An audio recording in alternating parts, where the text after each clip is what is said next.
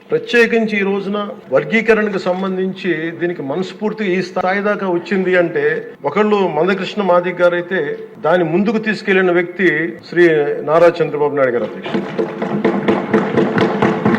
ప్రత్యేకించి మేము హైదరాబాద్ రోడ్ల మీద మేము తిరుగుతున్నప్పుడు మందకృష్ణ మాదిగ గారు అప్పుడు మాదిగ కులానికి వన్నె తెచ్చిన ఆత్మగౌరవం అనే నినాదం తెచ్చిన మందకృష్ణ మాదిగ గారికి మనస్ఫూర్తిగా నేను వారికి నా ధన్యవాదాలు తెలుపుతున్నాను అధ్యక్ష. ఎందుకంటే ఒక చిన్నబుచ్చుకునే తనం నుంచి మిగతా కులాలకి ఏమాత్రం సర్నేమ్స్ అని అన్ని కులాలు పెట్టుకుంటాయి, కానీ మాదిగ కులం పెట్టుకోవాలంటే ఇబ్బంది పడే పరిస్థితుల్లో నేను మాదిగాని చెప్పగలిగే గుండె ధైర్యంతో ఆత్మగౌరవంతో దాన్ని ముందుకు తీసుకెళ్లిన మందకృష్ణ మాదిగ గారిని అసెంబ్లీ సాక్షిగా మనస్ఫూర్తిగా వారిని అభినందిస్తున్నాను అధ్యక్ష.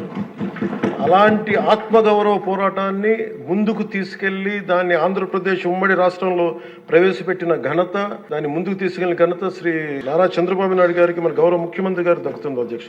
ఈ రోజున దేశ స్థాయిలో దీన్ని ముందుకు తీసుకెళ్లగలుగుతున్నాం అంటే ప్రధానమంత్రి గారి దృష్టిలో పడింది అంటే దానికి నాంది ఆంధ్రప్రదేశ్ నుంచే పడింది అధ్యక్ష.